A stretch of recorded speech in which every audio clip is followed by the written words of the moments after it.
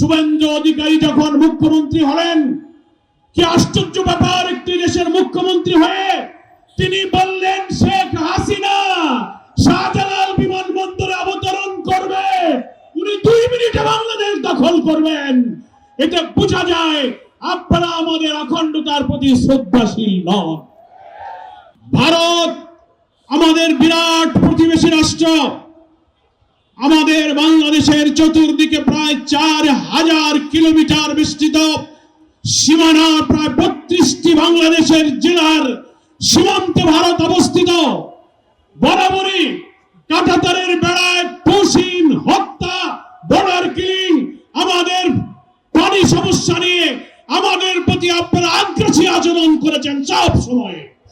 কিন্তু এবার দেখতে পাচ্ছি পশ্চিমবঙ্গে বিজেপির শুভেন্দু অধিকারী মুখ্যমন্ত্রী হওয়ার পর নতুন করে আগ্রাসী ভূমিকায় অবতীর্ণ হয়েছেন। আমরা বলতে চাই, ভারতের যে সীমানা, ভারতের স্বাধীনতা, ভারতের সার্বভৌমত্ব, ভারতের অখণ্ডতার প্রতি আমরা শ্রদ্ধাশীল, কিন্তু আপনারা আমাদের অখণ্ডতার প্রতি সম্মান দেখাতে পারেননি।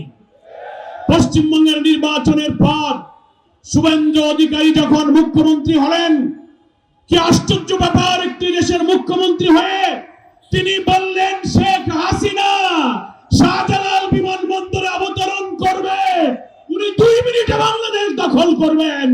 এতে বোঝা যায় আপনারা আমাদের অখণ্ডতার প্রতি শ্রদ্ধাশীল নন।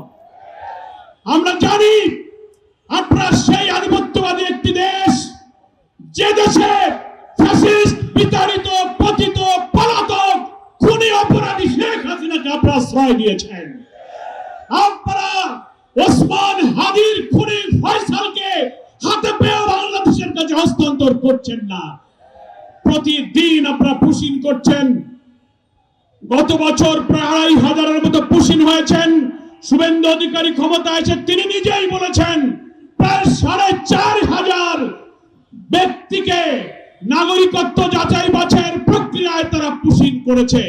আমরা জানতে পেরেছি গোটা ভারতে প্রায় 90 লক্ষ মানুষকে নাগরিকত্ব আর যাচাই বাছাইয়ের অজুহাত তুলে তালিকাভুক্ত করে পুশিনের আওতায় আনা হয়েছে।